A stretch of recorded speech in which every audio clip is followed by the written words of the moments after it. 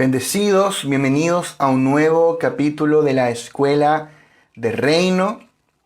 Hoy nos toca la clase número 29. Estamos hablando acerca de la ciudadanía del reino y todos los beneficios y también responsabilidades que implica ser ciudadanos del reino celestial. Vamos a orar para comenzar, como siempre lo hacemos, consagrar este tiempo al Señor y pedirle al Espíritu Santo que Él nos dé revelación. Lo hablábamos en una de las primeras clases de Efesios, la necesidad que tenemos de la revelación, de que el Espíritu Santo nos revele su palabra. La revelación sigue siendo un acto unilateral de parte de Dios y Él desea darnos revelación. Por eso vamos a orar y pedirle a Él que, como oraba Pablo en Efesios, Él nos dé espíritu de sabiduría y de revelación en el conocimiento de Él. Amén. Amado Padre, gracias por este tiempo que tú nos permites compartir en torno a tu palabra. Señor, gracias por todo lo que tú estás haciendo en nuestras vidas, Señor, y también colectivamente, corporativamente como iglesia, Señor, tanto con cada una de las iglesias locales representadas aquí, como también, Padre, con tu iglesia global, tu iglesia en todo el mundo, Señor. Gracias porque tú nos estás llevando adelante hacia el conocimiento pleno de Cristo. Señor, y oramos para que los próximos minutos tengamos un avance en la revelación de Cristo y de la iglesia, en el entendimiento de tu propósito eterno. Señor, que por el Espíritu nos sea revelado la ciudadanía celestial, qué es lo que es ser ciudadanos de tu reino, qué es lo que es ser reyes, sacerdotes, embajadores, ciudadanos. Señor, revélanos al Espíritu con las palabras que enseña el Espíritu, con las palabras, Señor, que son indecibles en el lenguaje. Señor, comunica nuestro espíritu, notifica nuestro espíritu en este tiempo, Señor, lo que es ser ciudadanos de un reino celestial. Yo oro, Señor, que tú levantes en toda la tierra una iglesia madura que entienda, Señor, que entienda lo que es depender de tu reino y no de los sistemas terrenales. Señor, levanta una iglesia madura, Señor, que manifieste y viva en la esfera de tu reino, Señor, y no de los sistemas y las esferas terrenales en las cuales por causa del propósito estamos inmersos, Señor. Gracias, Padre, te honramos y te adoramos en el nombre de Jesús. Amén.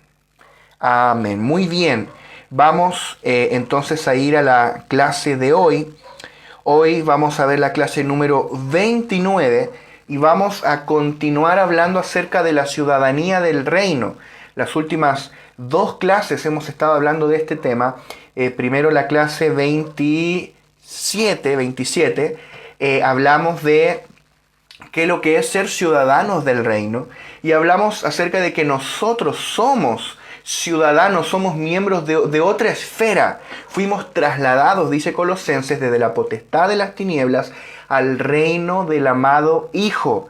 Es decir, que en el Espíritu tú ya no vives en el mundo, en el cosmos del sistema. Tú vives en la esfera de Dios, en el reino de Dios. Y en esta esfera, tu Padre provee para todas tus necesidades. Tu Padre, que es el Rey, ha provisto todo lo que tú necesitas. Esta es otra esfera llamada el reino. Y en esta esfera también tenemos responsabilidades, también tenemos deberes. Le debemos lealtad a nuestro Rey antes que a los reyes de la tierra. Le debemos obediencia a nuestra ley antes que a las leyes de la tierra. Y de eso estuvimos hablando un poco en la clase 28, que es la clase anterior, acerca de cómo es vivir en el reino, cuáles son los códigos. Y estuvimos hablando de diferentes aspectos que tiene un reino. Hablamos puntualmente de que un reino tiene, número 1, un rey. Número 2, un territorio. ¿Quién es el rey de este reino? El Dios triuno. Y específicamente declaramos a Cristo como el Rey de Reyes y Señor de Señores, aunque sabemos que el Verbo es la encarnación del Dios triuno. Bueno, el Dios trino, ¿verdad? La Trinidad. Número 2, el territorio del reino. ¿Cuál es el territorio? Todo lo creado. Todo lo creado le pertenece a nuestro Padre. Número 3, la constitución del reino. ¿Cuál es esta constitución? Las escrituras, las sagradas escrituras, la Biblia, Antiguo y Nuevo Testamento. Estos 66 libros que son divinos y sobrenaturales. Esa es tu constitución. Tú no puedes obedecer antes la constitución de los hombres que la constitución de Dios. Nosotros nos regimos por la palabra. Somos el pueblo del libro. Somos el pueblo de la palabra. Número 4, la ley del reino. Hablamos que esta ley hoy no está escrita en tablas de piedra, sino que es una ley escrita dentro de nosotros, en tablas de carne, del corazón, como profetizó Jeremías. Y es la ley del Espíritu de vida en Cristo Jesús. Y hablamos de la importancia de obedecer el sentir de la unción, la guianza interior del Espíritu. Tenemos un par de clases más atrás donde en este estudio hablamos respecto a eso y ahora estamos ubicando todo eso que hablamos al respecto en este punto y diciendo eso que hablamos es la ley por la cual tú eres gobernado en este reino. Si no has visto esas clases, después puedes volver a ver esos videos. Y número 5, que es donde quedamos, hablamos de que el reino tiene su propio código de ética y tiene su propia cultura, la cultura del reino. ¿Cuál es el código de ética y la cultura del reino? Es Cristo como nuestro vivir, que Cristo como nuestro vivir sea manifestado. Algo que también desarrollamos bastante en las primeras clases es que el reino trata de que Cristo ahora es nuestra vida y también Cristo es nuestro vivir. Cristo es mi vida por dentro, pero Él es mi vivir por fuera. Y el reino se trata de que el Cristo vida se manifieste como Cristo vivir. Que Cristo, que es mi vida interiormente, se manifieste hacia afuera y ahora Cristo viva a través de mí. Eso es que Cristo sea mi vivir. Pablo decía, para mí el vivir es Cristo y el morir ganancia. O sea, vivir de tal manera que sea no yo, sino Cristo viviendo a través de mí. Eso es el objetivo del reino a nivel individual. Pablo decía, ya no vivo yo, mas vive Cristo en mí. Ese es el objetivo, que esa realidad legal se vuelva nuestra experiencia diaria. Y hablamos varias cosas, y esto es muy interesante porque podríamos hablar mucho acerca de la cultura del reino. Y se ha hablado bastante y no se ha agotado el tema. ¿Cómo viven los hijos del reino? Jesús nos llamaba los hijos del reino. Somos también los hijos de Dios, pero también los hijos del reino. ¿Cómo vivimos nosotros en la tierra? Aquellos que entendemos que somos extranjeros y peregrinos sobre la tierra. ¿Cómo vivimos en nuestras naciones aquellos que entendemos que somos ciudadanos de un reino celestial y superior? Que le debemos obediencia primeramente a otro Señor, a otro rey, a otro gobernador, a otro legislador, a otro juez, antes que a los terrenales. Y que aunque debemos ser buenos ciudadanos en nuestros países, primeramente le debemos obediencia a nuestro rey. Que la manera de vivir que tiene este sistema, todo es con trampas, todo es con trucos, todo es con engañar al otro. En el reino eso no existe. O sea, por ejemplo, imagínate un ambiente laboral promedio, ¿verdad? Que todos llegan tarde, se van antes de la hora, hacen ahí unos trucos para marcar tarjeta de tal manera de que parezca que estuvieron más tiempo trabajando. La ley del mínimo esfuerzo, eso en el reino no existe. Cuando Cristo es tu vivir, tú vas a ser un buen trabajador, vas a hacer un buen trabajo, vas a llegar a la hora que tienes que llegar y te vas a ir a la hora a la que tienes que irte. Vas a ser responsable. O sea, es otra cultura, es que el jefe no está viendo, no importa, porque Pablo dice, ustedes no sirven al ojo natural, sirven al Señor. Todo lo que hagan, de palabra o de hecho, hágalo en el nombre del Señor Jesucristo. O sea, yo trabajo como si lo estuviera haciendo para el Señor. Cuando tú trabajas en tu empleo, en tu empresa, lo que sea, tú lo haces no para los clientes, no para tu jefe, no para tu billetera, tú lo haces para el Señor. O sea, ¿cómo es un pueblo de gente que vive con esa mentalidad? Esa es la cultura del reino que necesitamos manifestar en este tiempo. Hay un ejemplo que yo coloco en el libro, que no lo voy a desarrollar en profundidad, que es el ejemplo del amor. Jesús habló, por ejemplo, voy a leer solamente Juan 13, del 34 al 35, que dice, un mandamiento nuevo os doy, que os améis unos a otros como yo os he amado, que también os améis unos a otros. En esto conocerán todos que sois mis discípulos, si tuvierais amor los unos por los otros. O sea, ¿en qué se iba a conocer que yo soy un discípulo de Cristo? En que yo amo a los otros discípulos de Cristo, en que amo a la iglesia. O sea, no hay cristianismo tal sin iglesia. Pero quiero destacar el punto del amor. Luego, por ejemplo, Pablo hace énfasis en el amor, Pedro hace énfasis, Juan hace énfasis en el amor.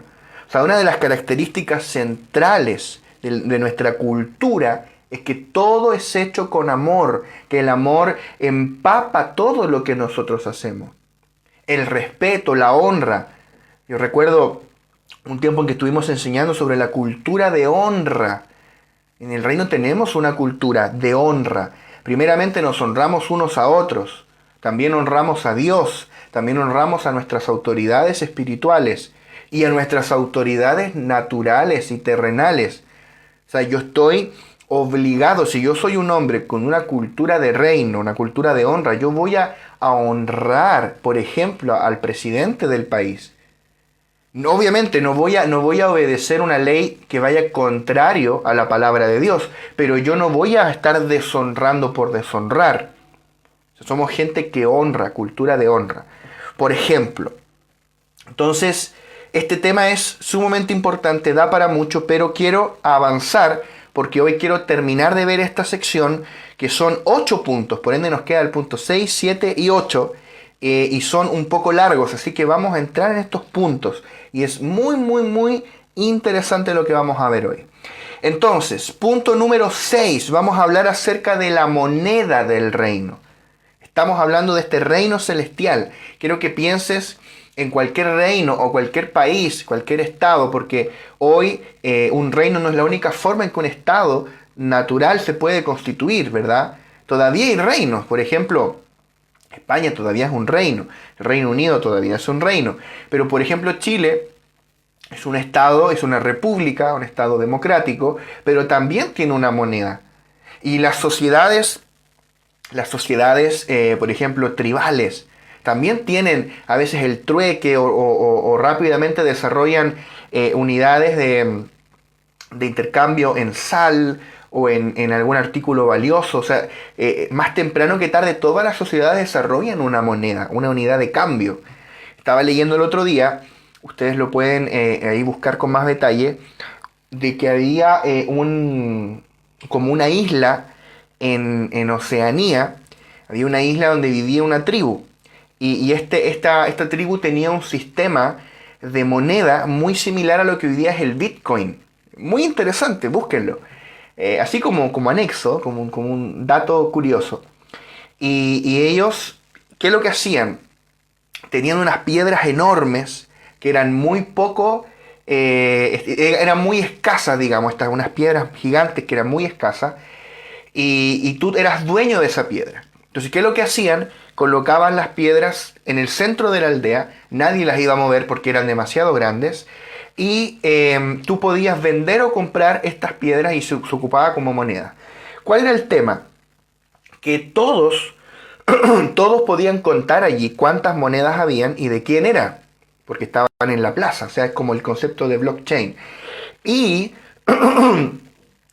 resulta de que también tú podías producir de estas piedras, podías extraerlas, porque estas piedras venían de una cantera que estaba en otra isla. Entonces tú tenías que ir en tu canoa, extraer una piedra, picarla en la cantera, traerla en tu canoa, arrastrarla hasta el centro de la aldea y tú podías venderla.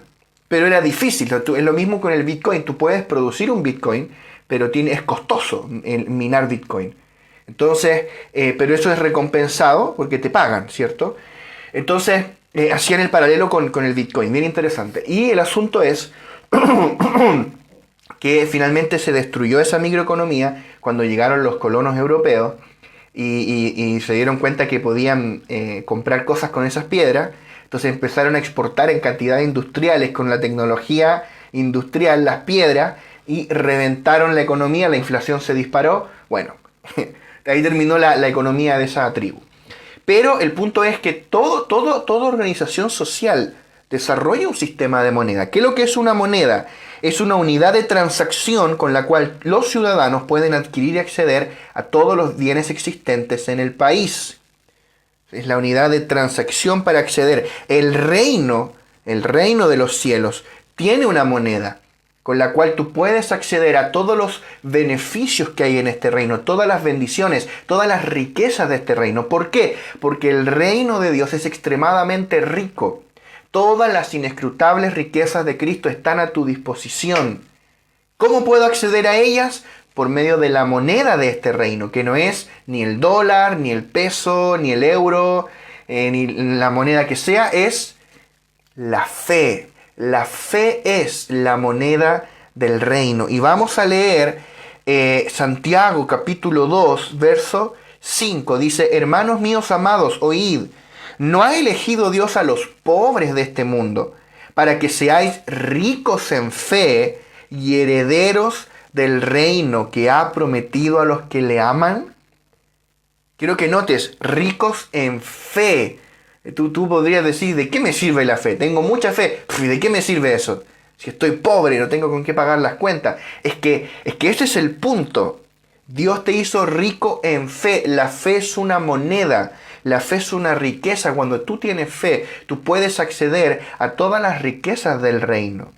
Entonces, la fe es la moneda del reino que nos permite acceder y disfrutar de todas las riquezas de Cristo que ahora están disponibles en nosotros. Si tú tienes fe, no importa que tú seas pobre en los ojos naturales, tú eres el hombre más rico sobre la faz de la tierra. Quien tiene fe en Dios, por supuesto, no es fe en la fe, fe en el Dios verdadero y en sus promesas y en su palabra y en su obra consumada. Quien tiene fe en Cristo tiene todo lo que necesita. Eres rico. ¿Por qué? Porque tienes a tu disposición todas las riquezas del reino. La fe es esa llave que te permite acceder a todas las riquezas del reino. Todo en el reino se disfruta por medio de la fe. Dios legó todas las bendiciones a la fe, ninguna a la incredulidad. Eso lo dijo T.L. Osborne. Dios relegó todas las bendiciones a la fe, ninguna a la incredulidad. Suena a obviedad, pero es muy profundo. Es muy profundo. Tú no vas a obtener nada de parte de Dios siendo incrédulo. La única forma que obtengas algo de parte de Dios es con fe. Es que tú le creas a Dios. Si no, imposible. Mira lo que dice Mateo capítulo 21, verso 21 al 22. Voy a leer la versión NTV. Dice: entonces Jesús les dijo: les digo la verdad, si tienen fe y no dudan, pueden hacer cosas como esa y mucho más. Hasta pueden decirle a esta montaña: levántate y échate al mar, y sucederá. Ustedes pueden orar por cualquier cosa, tremendo, por cualquier cosa, y si tienen fe, la recibirán. Amados hermanos, esto es el Señor Jesús hablando. Es el Señor Jesús. Hay gente que critica la fe, critica el mensaje de fe. Yo no entiendo en base a qué amargura. Pero este es el Señor Jesús. Les digo la verdad, si tienen fe y no dudan, o sea, la clave es la fe, pueden hacer cosas como esa y mucho más. Hasta pueden decirle a esta montaña: levántate y échate al mar, y sucederá. O sea, tú puedes hablarle a la montaña, tú puedes hablarle a las cosas, puedes hablarle a las situaciones en fe, en respuesta a la palabra de Dios, en respuesta a la obra consumada de la cruz.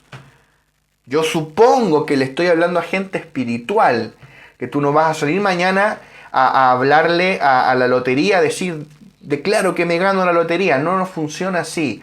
Eso es carne. Estamos hablando de gente espiritual. Estamos hablando de que tú puedes gobernar las situaciones por medio de la fe en la obra consumada de Cristo. Porque frente a una crisis, tú tienes como recurso la palabra de lo que Dios dijo acerca de eso. Y tú puedes declarar en fe esa palabra. Y dice acá que lo que tú digas sucederá. Y dice: puedes orar por cualquier cosa y si tienes fe, la recibirás. Qué tremenda es la fe. Esa es la moneda. Hay gente que es pobre porque es pobre en fe. Y hay gente que es rica porque es rica en fe. O sea, hay gente que naturalmente no tenía nada, pero Dios le ha bendecido en todas las áreas. ¿Por qué? A causa de la fe, porque ellos son gente que le cree a Dios. Y por otro lado hay gente que tendría todos los recursos para surgir, pero son incrédulos. No creen a Dios, no creen a la palabra. Por ende las cosas nunca le resultan, porque en el reino la moneda es la fe. Si tú quieres recibir un milagro, si tú quieres recibir respuestas, si quieres recibir lo que sea de parte de Dios, estamos hablando de todas las inescrutables riquezas de Cristo que Dios quiere que tú disfrutes. No es que Él no quiera, tengas que ganártelo, no. Él quiere que lo disfrutes. Cristo pagó por ti para que las disfrutes. Todo lo que te resta hacer es creer. Amén. Entonces, nosotros que estamos en Cristo, hemos sido trasladados a una nueva realidad. Tenemos que ver esto en el Espíritu. Los que estamos en Cristo hemos sido trasladados a otra realidad. Fuimos trasladados desde la potestad de las tinieblas al reino del amado Hijo. Es decir, del mundo al reino. Y en el Espíritu, tú ya no estás en el mundo, tú estás en Cristo. Tú no estás en Adán, estás en Cristo, estás en el reino del amado Hijo. Esa es tu esfera, ese es tu ámbito. O sea, tus pies están aquí. ¿Verdad? Yo con mi cuerpo natural estoy sentado en esta silla, aquí en la oficina, pero en el Espíritu estoy sentado en los lugares celestiales juntamente con Cristo Jesús. Esa es nuestra realidad. Entonces nosotros tenemos que despertar a la realidad de Cristo, a la nueva realidad a la cual hemos sido trasladados. En Juan 14:16 Jesús dijo, yo soy la verdad. ¿No es cierto? Jesús dijo, yo soy el camino, la verdad y la vida. Verdad allí es el griego aletheia, o tal vez se debería pronunciar más como alicia o algo así. Bueno, aletheia para los amigos. Y esta palabra significa la realidad que subyace debajo de la apariencia. O sea, hay algo que tienes una apariencia por fuera, pero por debajo hay una realidad. Eso es la aletheia. Cristo es la realidad de todas las cosas. Cristo es el aletheia de todo lo que existe. Todo lo creado es meramente sombra y figura de Él, pero Él es la realidad, Él es la verdadera sustancia. Y es a esa realidad eterna a la cual tú y yo fuimos trasladados en Cristo. Ya no estamos en la realidad del pecado, ya no estamos bajo los efectos de todas las maldiciones que el pecado trajo. Fuimos trasladados a la realidad de Cristo, donde disfrutamos del legado de la obra consumada de Cristo en la cruz, en la sepultura, en la resurrección y en la ascensión. Tú y yo vivimos en otra realidad. El apóstol Pedro escribió lo siguiente en 2 de Pedro 1:12. Él dijo, por esto yo no dejaré de recordaros siempre estas cosas, aunque vosotros las sepáis y estéis confirmados en la verdad presente. La verdad presente. Aletheia, parusía. O sea, la realidad presente. Es decir, que tú antes vivías en otra realidad, que es el mundo, que es la potestad de las tinieblas, que es el pecado. Pero hoy tú vives en la realidad presente, que es Cristo. Cristo es nuestra realidad, Cristo es nuestra verdad. Si Cristo es mi verdad, todo lo que no sea Cristo no es verdad para mí. Y si Cristo es mi realidad, todo lo que no sea Cristo no es real para mí. O sea, hay una realidad que ya no es presente para nosotros. Es la realidad que los sentidos te quieren imponer. Por eso la verdad revelada viene a liberarte de esa realidad ilusoria de los sentidos y traerte a la verdadera realidad en que tú vives en el Espíritu, que es Cristo. Cuando tú abres, por ejemplo, el refrigerador y está vacío y tus 5 sentidos te engañan porque te dicen no hay, no tienes, no se puede. Pero ¿qué dice la realidad revelada? ¿Qué es lo que dice la realidad de Cristo? Dice la palabra, mi Dios pues suplirá todo lo que os falte conforme a sus riquezas en gloria. ¿Qué realidad vas a creer? ¿En qué realidad vas a vivir? ¿Qué realidad vas a manifestar? La realidad de Cristo, ¿verdad? El tema es cómo accedo a esa realidad. Con la moneda apropiada. No es dinero, es la fe. Por medio de la fe tú accedes a esa realidad. Entonces la verdad revelada de Dios te hace libre de esa realidad ilusoria de los sentidos, porque los sentidos te dicen, tú no tienes, te están mintiendo. Porque dice la palabra que Dios te bendijo a ti en Cristo con toda bendición espiritual en los lugares celestiales en Cristo. Como decíamos recién, dice, mi Dios pues suplirá todo lo que os falte conforme a sus riquezas en gloria. Como escribía el apóstol Juan, amado, yo deseo que tú tengas salud y que seas prosperado así como prospera tu alma. Es decir, que Dios no me quiere enfermo, Dios no me quiere pobre y Dios no me quiere con un alma destruida, ¿verdad? Entonces, ese es el asunto. Tus sentidos te engañan, te atrapan en una realidad ilusoria, una realidad que es mentira. Pero por medio de la fe, tú accedes a la realidad divina, a la realidad de Cristo en la cual tú ya vives, que es la nueva esfera a la que tú fuiste trasladado, que es el reino. Necesitamos gente con una mentalidad de traslado, una mentalidad de yo fui trasladado al reino. Ya no vivo en esa esfera, ya no dependo de esa esfera del mundo, yo vivo en la esfera del reino. ¿Cómo puedo experimentar esa realidad? Por medio de la fe. Hebreos capítulo 11, verso 1, nos habla acerca de la fe y ocupa dos palabritas que puedes traducirlo de muchas formas distintas. A mi parecer, en el griego, la versión que usualmente usamos acá, que es la Reina Valera del 60, no lo traduce bien. Yo una vez lo hablaba con un amigo que es griego y él concordaba en esto, en realidad no lo traduce bien.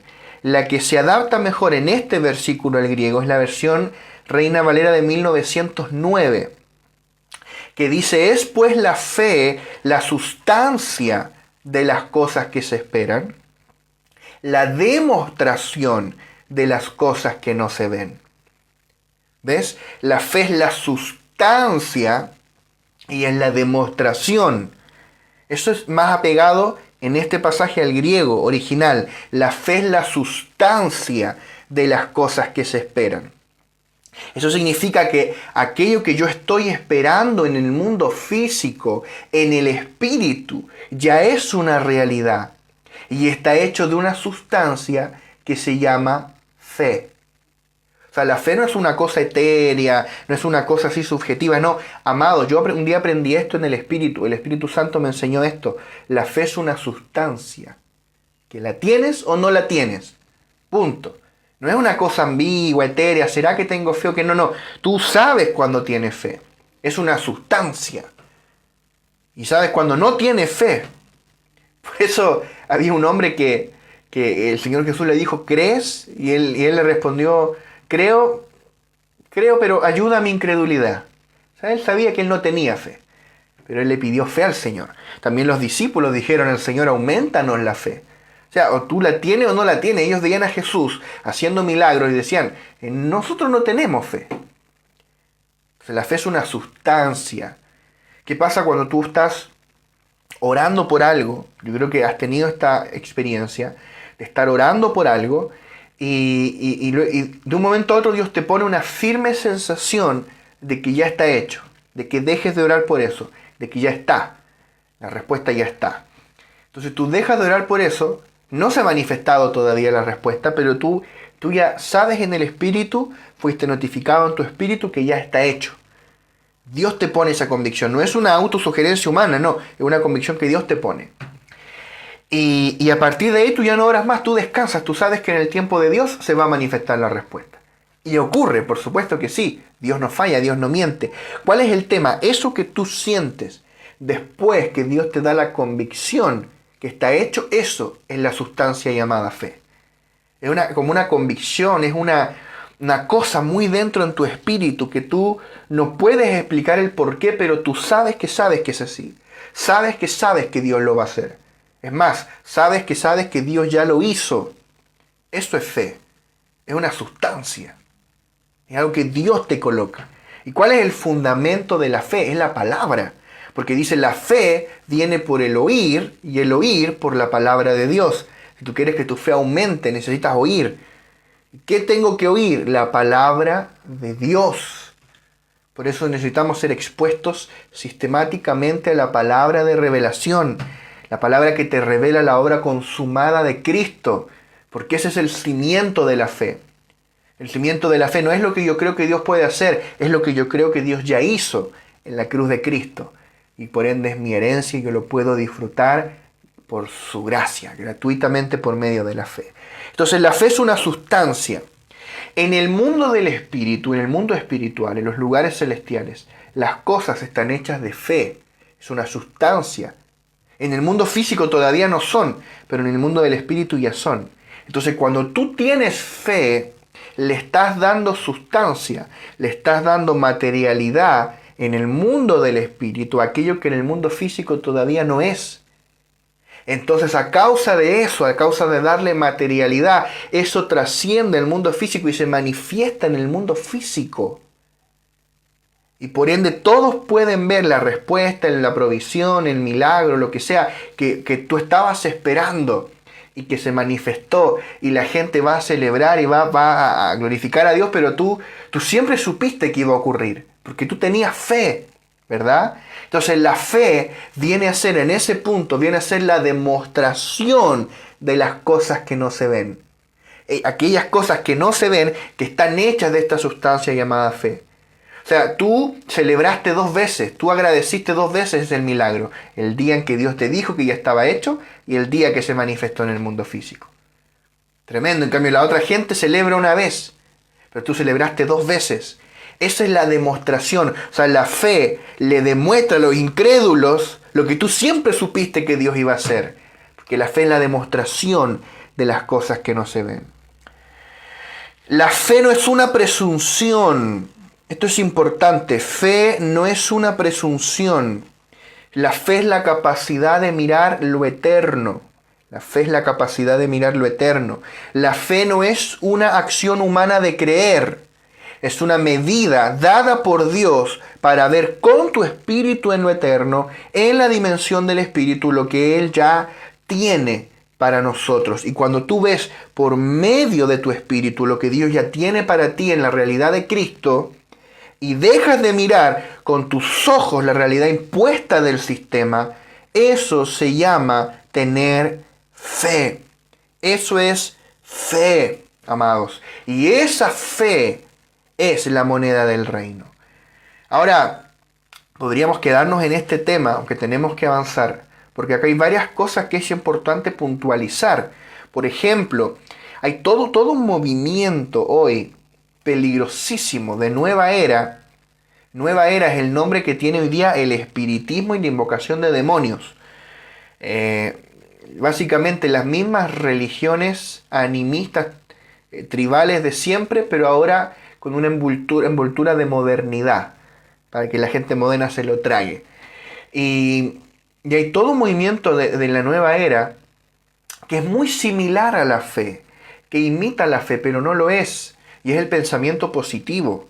Fe no es pensamiento positivo. Fe no es decir, decrétalo 3 veces que va a pasar. No, eso no es fe. No funciona así. La fe es una sustancia y la fe es un don de Dios.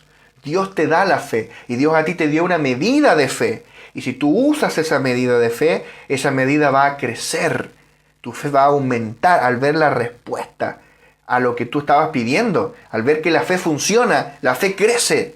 Entonces la fe es algo que proviene de Dios. La fe es algo sobrenatural.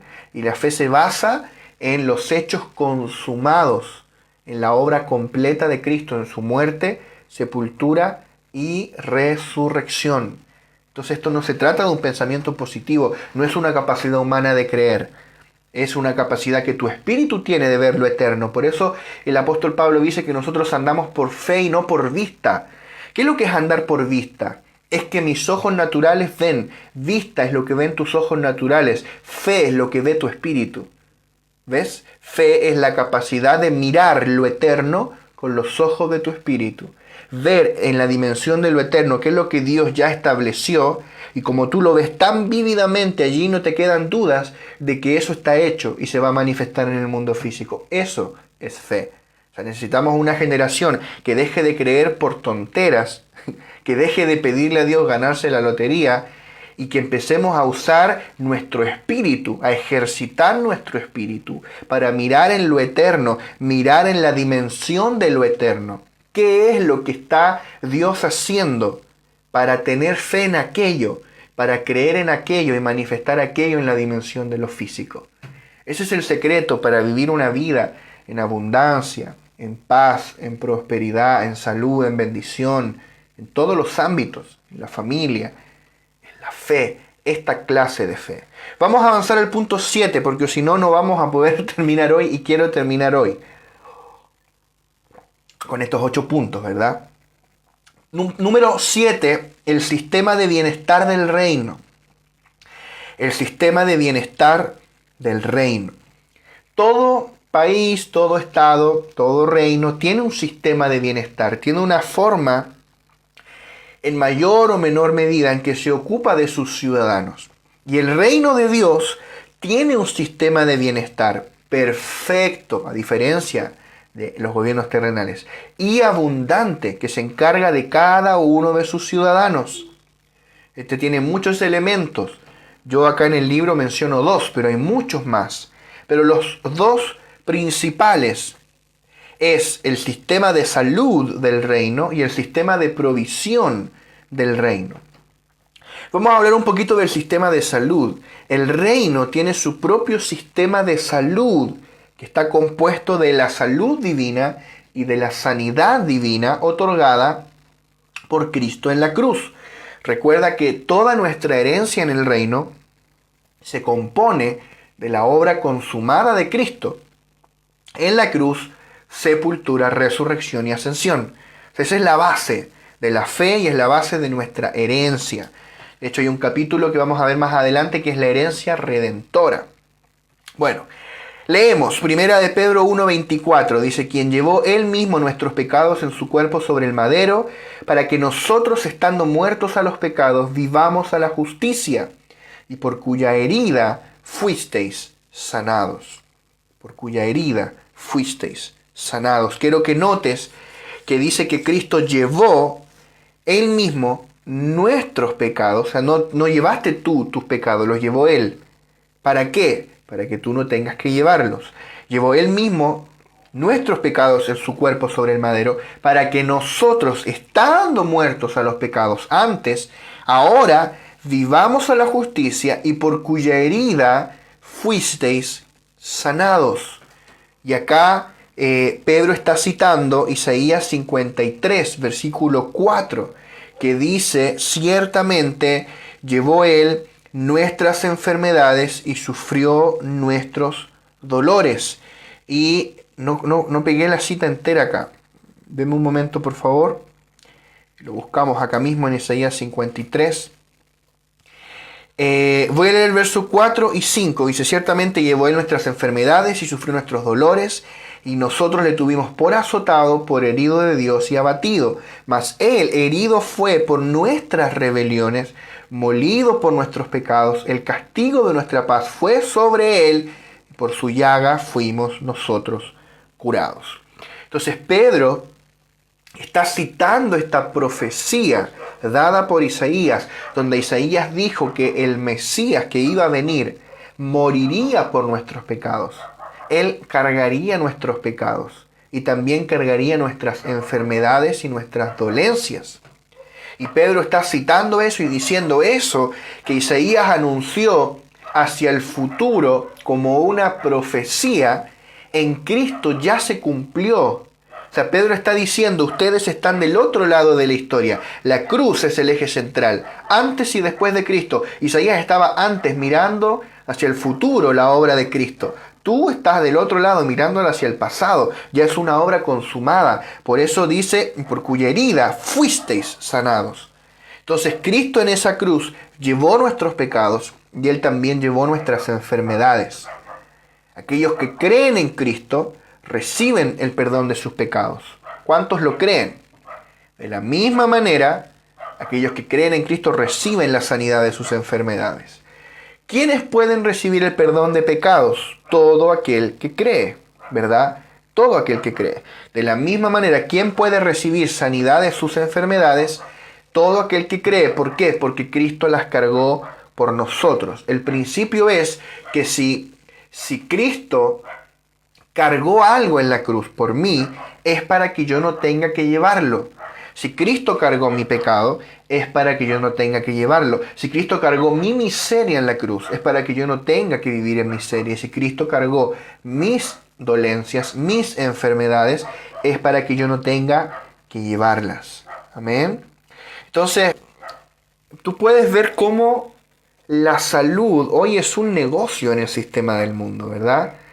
Sin ir más lejos, por ejemplo, ahora con todo esto de la pandemia, toda esta competencia por quién obtiene la vacuna primero y con los permisos y empieza a fabricarla en masa, no es por un interés altruista, es por un interés económico, porque esas vacunas se venden, ¿verdad? Entonces, todo en el mundo es un negocio, incluida la salud. O sea, es como que pareciera que al sistema le conviene que tú estés enfermo, ¿verdad? Como para sacarte plata. Entonces, en el reino no es así. En el reino, Cristo pagó en la cruz para llevar nuestras enfermedades. La sanidad divina es un regalo, es por gracia, no tiene costo, no tienes que dar nada a cambio. Si alguna vez ves a alguien pidiendo una ofrenda a cambio, pidiendo dinero, pidiendo algo, no es así, es gratis, es por medio de la obra consumada de Cristo en la cruz. Los médicos hacen un gran esfuerzo y pese a eso no dan abasto. Incluso hay muchos buenos médicos cristianos que hacen un gran esfuerzo para aliviar el dolor de la humanidad, tanta gente que sufre. Yo escuchaba una vez a Tele Osborne y él decía, Dios, no es que Dios esté o como diciendo los médicos son mi enemigo, no, al contrario. Él decía, Dios está del lado de los médicos, es aliviar el dolor humano. Si Dios ama al hombre, Dios ama al ser humano. A Dios le duele ver a la humanidad sufrir. Dios está del mismo lado que los médicos, es aliviar el dolor humano. Dios ama al ser humano. Piensa esto, ¿por qué Jesús sanó a tanta gente cuando Él estuvo en su ministerio terrenal, que fue breve, 3 años y medio, ¿verdad? Desde los 30 años hasta que fue crucificado. ¿Por qué Él sanó a tanta gente? Si Él solamente venía a morir por los pecados de la humanidad, ¿por qué Él sanó a tanta gente? ¿Por qué Él sanó a tanta gente? Es una buena pregunta, ¿verdad? Si Él solamente quería salvar, Él podría haberse ahorrado la molestia y no sanar a nadie, no liberar ningún endemoniado. La respuesta es porque Dios ama a la gente. Y Dios no las quiere ver sufrir. Entonces, Él de forma anticipada, Él anunció lo que iba a hacer en la cruz, que era cargar no solamente nuestros pecados, sino también nuestras enfermedades. Dios no quiere que sus hijos estén enfermos, porque Él cargó todas nuestras dolencias y enfermedades en la cruz. Podemos decir con toda firmeza, en el reino la enfermedad es ilegal. No tiene legalidad para operar. Yo no debería estar enfermo si Cristo cargó la enfermedad en la cruz por mí. El reino tiene un sistema de salud perfecto, ilimitado, gratuito, disponible en todo lugar, al mismo tiempo para todos sus hijos sin excepción. O sea, un hermano nuestro que está en la China, un hermano nuestro que está, no sé, en, qué sé yo, un país que no tiene ninguna vacuna, supongamos ahora con el COVID. Un país que no tiene ninguna vacuna, un país pobre, no sé, en África, por ejemplo. Ese hermano está protegido, ¿por qué? Porque él depende de un sistema de salud distinto al de los gobiernos terrenales. Es el sistema de salud del reino. Amados, piénsalo, ¿cuántas veces tú y yo hemos experimentado a Dios sanando? Desde un dolor de cabeza hasta cosas muy graves. Hay gente que me está escuchando que deberían estar muertos, pero Dios los sacó de la muerte, ¿verdad? ¿Cuántos milagros extraordinarios no hemos visto? Hermano, el Señor sana. Dios no quiere que sus hijos estén enfermos. Cada vez que la enfermedad quiera tocar nuestro cuerpo, podemos venir a Cristo y recibir sanidad y salud abundante para nuestro cuerpo. Amén. Ahora bien, al igual que el punto de la fe, me siento tentado de detenerme acá y predicar solo de esto, ¿verdad? Pero más adelante en esta escuela de reino vamos a tener 1 o 2 clases solamente de este tema. Cuando hablemos de la herencia redentora, vamos a meternos en este tema, vamos a entrar en profundidad. Pero por ahora lo que estoy intentando remarcar es que tú y yo dependemos de otro sistema, porque el sistema del mundo, por ejemplo, acá al menos, hablo de donde yo vivo, para que una persona lo atiendan, por ejemplo, hablemos del sistema público, tiene que levantarse, tiene que estar allá a las 5 o 6 de la mañana haciendo fila para que lo atiendan. Si es que y lo van a atender a la rápida, tal vez no con detenimiento, lo va a ver un médico que no es la especialidad que necesita, porque no hay de la especialidad que necesita. Y no es que la gente que te atienda tenga mala voluntad, al contrario, es que no dan abasto, no tienen los implementos necesarios. Por ejemplo, en el centro de salud acá, cerca de donde yo vivo, se habían quedado sin agujas, se habían quedado sin implementos, porque no se los compran. ¿Dónde está esa plata? No sé, habrá que ver. En la práctica no llegaban los implementos.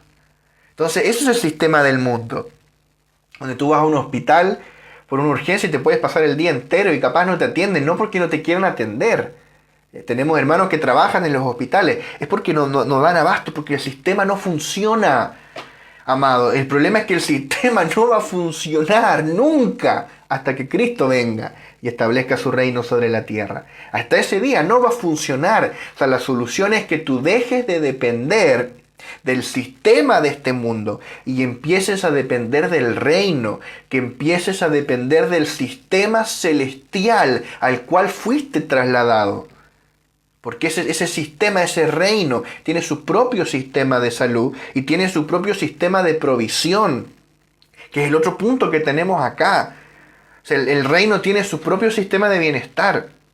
El reino al cual tú fuiste trasladado, capaz te convertiste ayer, te tengo buenas noticias. El reino provee todo lo que tú necesitas. Tu Padre, que es el Rey, provee abundantemente para todas tus necesidades. El Señor provee en abundancia para todas nuestras necesidades. Segunda de Corintios 8:9. Dice, porque ya conocéis la gracia de nuestro Señor Jesucristo, que por amor a vosotros se hizo pobre siendo rico, para que vosotros con su pobreza fueseis enriquecidos. Mira qué tremendo es esto, amados. Cristo se hizo pobre siendo rico, para que tú y yo, que éramos pobres, con su pobreza fuésemos enriquecidos. Por medio de la cruz, Cristo nos hizo libres de la maldición de la pobreza, de la escasez, y nos trasladó al reino, donde Dios desea que seamos prosperados en todas las cosas, como escribe el apóstol Juan en 3 de Juan 1:2. Dios desea que seamos prosperados en todas las cosas. Ahora, ¿significa eso que predicamos el evangelio de la prosperidad? No, por supuesto que no. Nuestro evangelio es Cristo, no hay otro. Pero ese Cristo que predicamos no te quiere en la miseria, te quiere prosperado para que tú aportes a su reino, para que ocupes de esa prosperidad que Él te dio, de esa abundancia que Él te dio, y tú colabores a la propagación del reino, hermano, para que ofrendes para las misiones, para que ofrendes para el avance del reino en tu propia ciudad, en tu propio país también, por supuesto. Para eso son los recursos materiales, para compartir con otros, compartir con el que tiene necesidad. Entonces Dios nos quiere bendecidos, Dios nos quiere prosperados. Nuestro Padre desea que todos y cada uno de sus hijos viva en abundancia. Podemos afirmar con claridad que en el reino la escasez es ilegal, porque Cristo se hizo pobre para que nosotros fuésemos enriquecidos. Filipenses 4:19 dice, mi Dios pues suplirá todo lo que os falta conforme a sus riquezas en gloria en Cristo Jesús. O sea, tenemos nuestro propio sistema de provisión. Igual que el pueblo de Israel, cuando salió de Egipto y ellos traían la comida egipcia, ¿verdad? Y estaban felices, total. Es fácil tener fe si tienes de qué echar mano. Ellos decían, confiamos en Dios para nuestra provisión, pero todos los días se levantaban y había comida egipcia para comer. El problema es cuando se les acabó la comida egipcia, no tenían qué comer, amados. Y ahí no les quedó otra opción que depender del cielo, que depender de Dios. Entonces Dios comenzó a enviarles maná del cielo. ¿De dónde venía el pan? Del cielo, literalmente de arriba. Amado, tu provisión no viene de Egipto, no viene del sistema del mundo, viene de arriba, viene del cielo. Amados, basta ya de depender del sistema del mundo.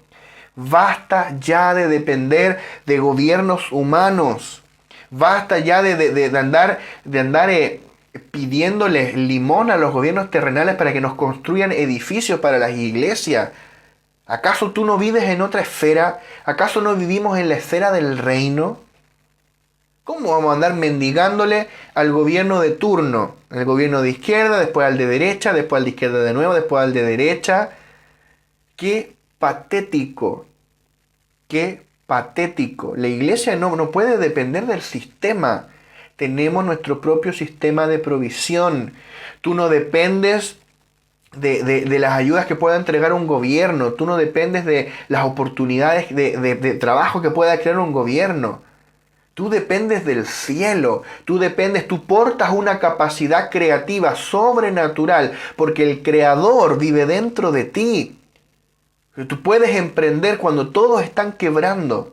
Tú puedes ser prosperado cuando todos están empobreciendo, porque tú dependes de otra esfera, de otro sistema.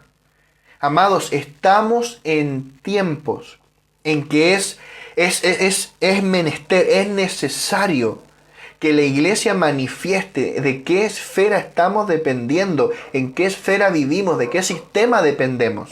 Porque el sistema del mundo, el cosmos, se está desmoronando, se está cayendo a pedazos, no da más. Crisis de salud, crisis económica, hospitales colapsados, economías desplomándose, la inflación disparándose. ¿Y qué vamos a hacer? Crisis políticas, crisis de violencia en las calles.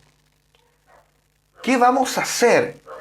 O sea, estamos en tiempos que demandan de nosotros manifestar la esfera del reino en la cual vivimos. Hace algunos años atrás, el Señor nos puso fuertemente esta carga, que la iglesia debía aprender a depender de la esfera del reino y no más del sistema del mundo, por causa de los días que venían, y esos días llegaron. Estamos en días que demandan que nosotros ya no dependamos más del sistema. O sea, el hecho de que tú andes por ahí protestando y exigiéndole a un gobierno terrenal que te solucione problemas que a ti el reino ya te solucionó, habla de que tú no has entendido, no se te ha revelado lo que ya te ha sido dado en Cristo.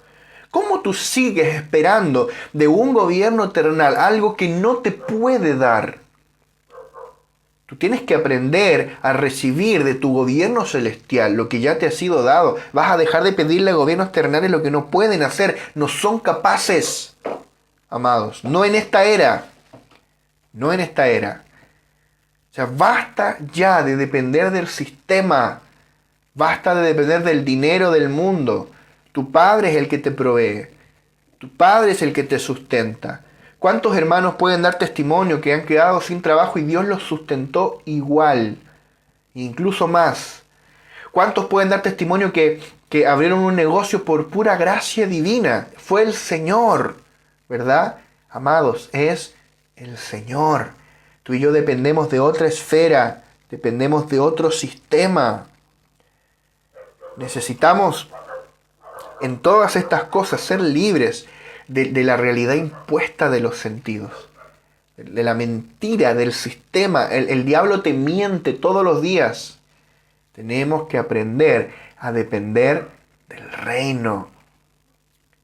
¿Qué se necesita para eso? Una iglesia madura, una iglesia que deje de ser niña en cuanto a los asuntos del espíritu y se vuelva madura, que deje de depender del sistema. Cuando estas cosas se te revelan, tú dejas de afanarte, dejas de estresarte. Tú vives como el Señor Jesús lo condensó en tan pocas pero poderosas palabras cuando dijo: Y ustedes no se pregunten qué beberemos, qué comeremos, qué vestiremos, porque vuestro Padre Celestial sabe que tenéis necesidad de estas cosas. Eso es la mentalidad de un hijo del reino, de un hijo del Dios Todopoderoso.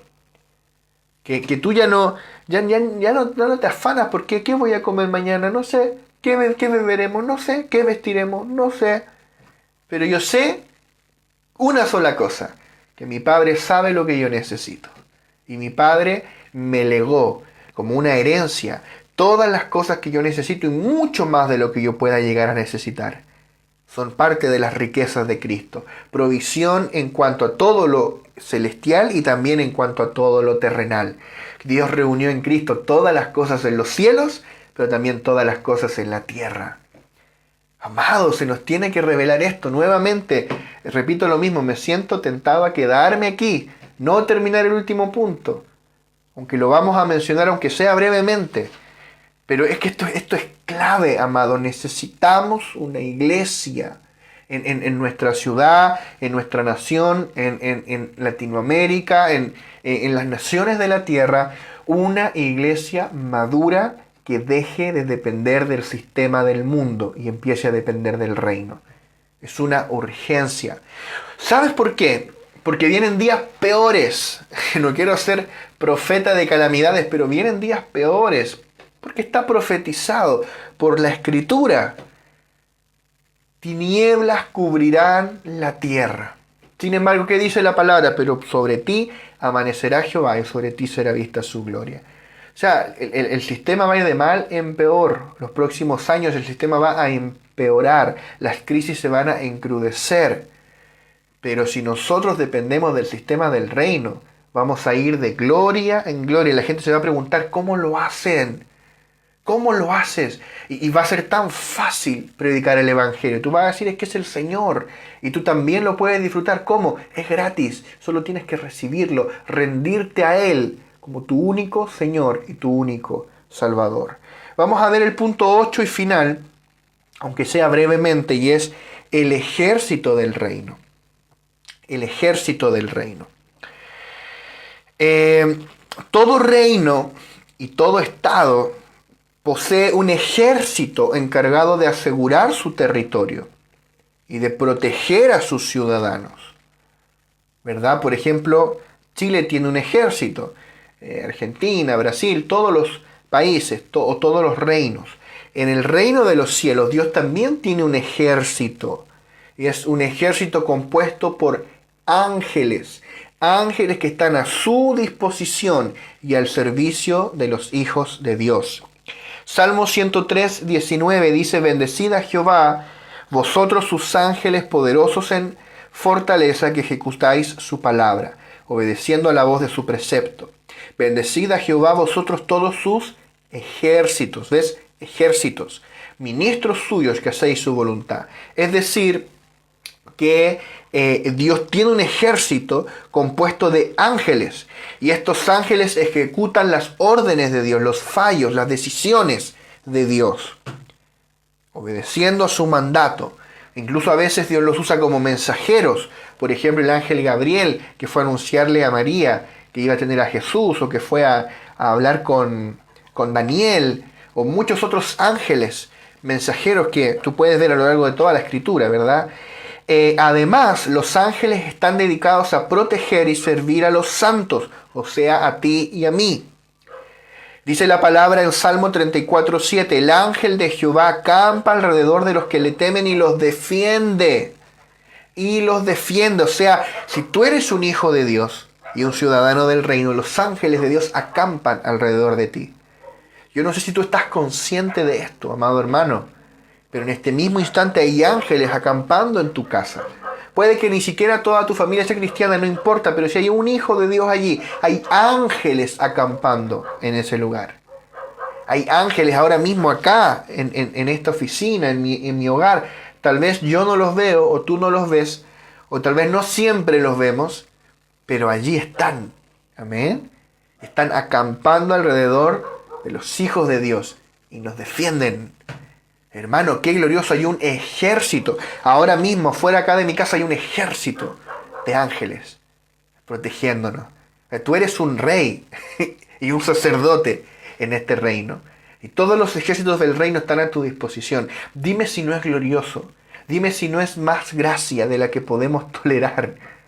Que no éramos nada y ahora somos reyes y sacerdotes al servicio del único Rey de reyes y Señor de señores. Y todos sus ejércitos nos sirven, nos protegen, nos ministran. Mira lo que dice Hebreos capítulo 1, verso 14. Dice, ¿no son todos estos espíritus ministradores enviados para servicio a favor de los que serán herederos de la salvación? O sea, los ángeles son espíritus ministradores enviados para servicio a favor de los que serán herederos de la salvación. O sea, tú y yo, que somos los herederos de la salvación.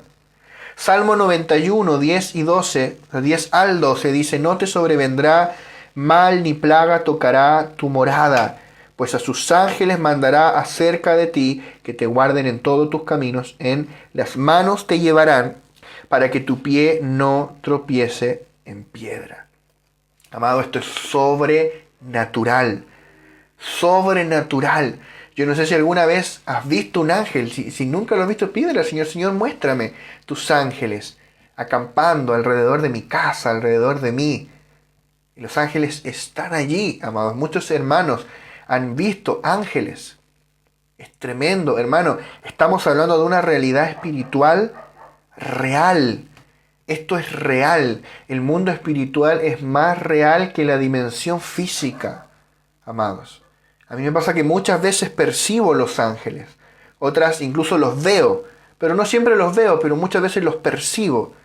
Incluso a muchos hermanos les pasa que a veces cuando están profetizando, están ministrando, ven un ángel detrás de una persona y así saben que es a esa persona que tienen que profetizar o ministrar. O sea, los ángeles, esto es real, hermano. Es real. Es glorioso, es sobrenatural. Los ángeles están allí a tu servicio, a tu disposición. Como el relato que yo menciono ahí en el libro de cuando Pedro estaba preso y viene un ángel y lo saca de la cárcel. Y él pensó que era una visión y se encontró fuera de la cárcel y dijo, era verdad. Salió de la cárcel. O sea, esa sobrenaturalidad nosotros tenemos que recobrarla en este tiempo. Ahora el tema es, una vez un amigo, el pastor Carlos Herrera, le preguntó al Señor y dijo, Señor, ¿por qué nadie está teniendo este tipo de experiencias en este tiempo? Que venga un ángel, lo saque de la cárcel. Y el Señor le respondió y le dijo, porque nadie está dispuesto a irse preso por mí. Y también ahí está el asunto. O sea, ¿para qué quiere andar viendo ángeles si no estamos sirviendo al Señor? O sea, pongámonos serios con Dios. Sirvamos a Dios en su propósito. Entreguémonos por entero a su obra. Y vamos a ver el respaldo de todo su ejército de millares y millares de ángeles que están al servicio de los herederos de la salvación, o sea, de ti y de mí. Amados hermanos, tenemos este ejército de nuestro reino a nuestra disposición. O sea, tenemos todo lo que necesitamos y mucho más de lo que podamos llegar a necesitar. Lo tenemos aquí en la esfera del reino en la cual ya vivimos. Y mi oración es que como iglesia arribemos a esta madurez, a este punto de entender que dependemos del reino y aprender a operar en esta esfera del reino. Necesitamos aprender a operar en esta esfera espiritual, que es el reino de los cielos, para depender únicamente del reino y manifestar ese reino en la tierra. O sea, aquí este es como una frontera. Aquí se ve si somos sobrenaturales o no lo somos, si dependemos del Señor o no. En que esto comience a operar, que operemos en esta esfera, en los códigos del Espíritu del reino. Amén. Vamos a orar. Padre, gracias por todo lo que tú nos has dado, todo lo que tú nos has legado, Señor, por medio de tu obra consumada. Yo oro, Señor, que estos aspectos de tu reino nos sean revelados en el Espíritu. Y que tú nos lleves, Señor, en este tiempo a aprender a depender únicamente de ti y de tu reino. Y a manifestar esa realidad en medio, Señor, de los ambientes en los cuales nos movemos. Que la gente pueda ver que dependemos de lo alto, que dependemos del cielo, que dependemos de tu reino celestial. Amado Señor, gracias, Señor. Revela esta palabra a cada persona que está escuchando, a cada uno de nosotros, Señor. Que podamos vivir en esta esfera gloriosa de tu reino, Señor. Cada día. En el nombre poderoso de Jesús. Amén.